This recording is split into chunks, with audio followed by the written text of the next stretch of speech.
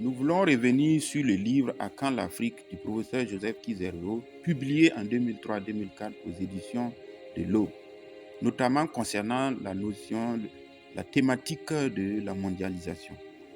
Et le professeur Joseph Kizerbo s'insurge contre cette mondialisation qui tente de baisser le rideau de l'histoire de l'humanité, en ce sens qu'elle essaie de nous faire croire que l'humanité n'est pas capable d'inventer un système meilleur que ce système qui est en place, que cette mondialisation basée sur le capitalisme mercantile, sur ce capitalisme vorace, sur ce capitalisme darwinien, comme il l'appelle.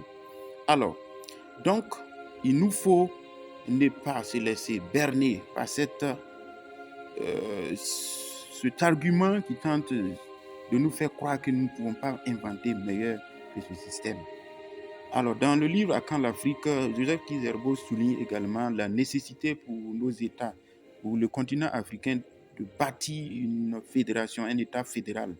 Et il le dit sans embâche, si nous restons confinés dans leurs frontières héritées de la colonisation, il sera difficile pour l'Afrique d'espérer un développement.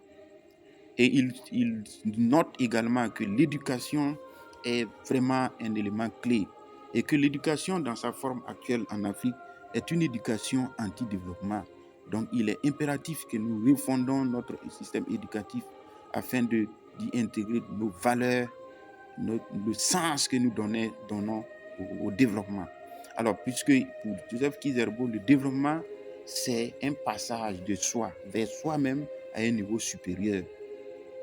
Et le développement, c'est une multiplication des choix quantitatifs et qualitatifs.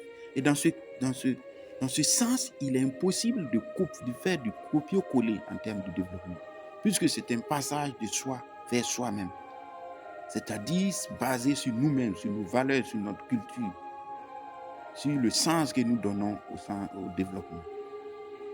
C'est une multiplication des choix quantitatifs et qualitatifs.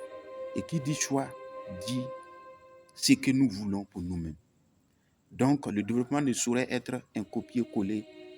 Et dans ce sens-là, ce n'est pas possible, ça ne marchera pas. Donc, nous devons vraiment intégrer ces idées-là, à savoir ne pas nous laisser endormir par cette idée selon laquelle le système en place, la mondialisation là, est ce que l'humanité a inventé de meilleur. Nous pouvons bien inventer meilleur que ça.